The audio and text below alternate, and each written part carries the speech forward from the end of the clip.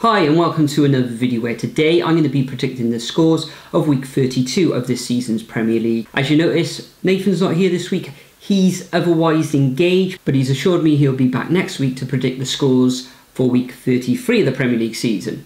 Now last week it was the international break, of course, so there was no Premier League fixtures, and prior to that, the week before, it was FA Cup weekend where there was just 4 fixtures.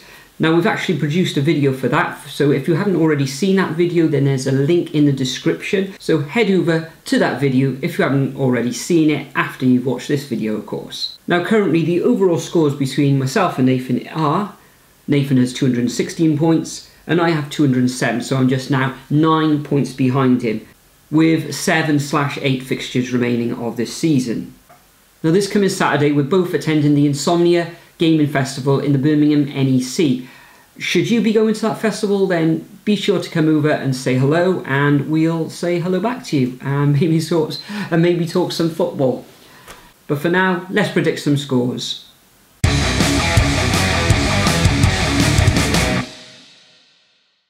So the first fixture of the weekend is at 12:30 on Saturday afternoon, and it's between Crystal Palace against Liverpool.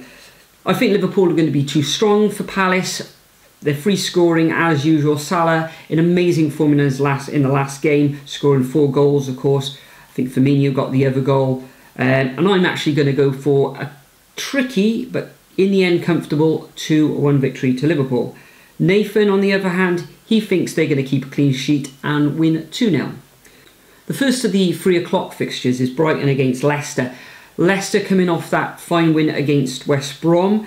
And Brighton, I think they tasted defeat in the last match, didn't they? They lost away to Everton 2-0. So I can see a cagey affair. Brighton pretty good at home. However, I'm going to see this one ending in a draw 1-1. Nathan, on the other hand, sees this as a Leicester victory, and he's gone for 1-0 to the Foxes. Next up, we've got Manchester United against Swansea at Old Trafford. I can see this one being a comprehensive victory for Manchester United, and I've gone for 2-0. Nathan, on the other hand, he's actually gone for an even bigger victory for this one, and he can see the Red Devils running away with this one 3-0. Swansea have had, they've turned their fortunes around slightly over the last few weeks. They have had some very good results. They do find themselves just above the relegation zone on 31 points, and the last of those relegation places are on 28 points, and that, of course, is Southampton. And we both don't think they're going to get any change against Manchester United. Moving on to the next fixture, we got Newcastle against Huddersfield. Newcastle had a very good result in the last fixture, beating Southampton. I think it was 3-0. Huddersfield, I think they're in danger. I can see them slipping into that relegation zone in the next couple of weeks. This is a match that really they should be looking to get a point at least of, but I can't see them doing that going up to St James's Park. And I can see Newcastle winning this one narrowly 2-1. Nathan, on the other hand, sees this one as a comfortable Newcastle victory, and he sees it as 2-0. Moving on to the next match, we've got Watford against Bournemouth. Watford had that huge defeat in the last fixture against Liverpool, so they're going to be smarting from that, wanting to come back at home to beat Bournemouth. However, I think Bournemouth, they're a very tricky customer at the moment, and I can see this one ending as a 2-2 draw.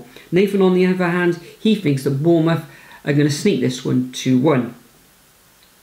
Next up, we've got West Brom against Burnley. West Brom cannot buy a victory at the moment. They've lost 7 on the bounce, and they're looking certainties for the drop. Burnley, on the other hand, are very difficult to beat at the moment. They had that fine victory away against West Ham where, well, we know what happened at West Ham in the last fixture. And I can actually see Burnley again going away and carving out a 1-0 narrow victory. Nathan, on the other hand, thinks it's going to be, again, a little bit more comprehensive, and he can see this one being 2-0 to Burnley.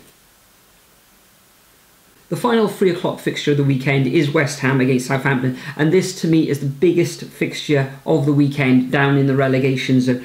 Both teams need to win this one. West Ham in all sorts of trouble, of course, on and off the pitch. There was talk about them, or rumours, being played behind closed doors. Were they going to have points deducted? Terrible scenes that we saw on the pitch last week. Fans not happy down there at the London Stadium. Southampton, of course, had that defeat on the road last time against Newcastle. And I think they're going to find this equally as tough against West Ham. In this fixture, I can see West Ham running out narrow winners, and I've gone for a 2-1 victory to the Hammers. Nathan, on the other hand, he's actually gone for a Southampton victory, and he's given the Saints a 1-0 victory. The last fixture on Saturday is Everton against Manchester City. Everton, they did have that run of bad form. They are comfortable in 9th place at the moment, but they are coming up against a rampant Manchester City side, and I can see Manchester City running away with this one 3-1. Nathan, on the other hand, thinks it's going to be a game more comprehensive, and he has gone for a 4-0 victory to Manchester City.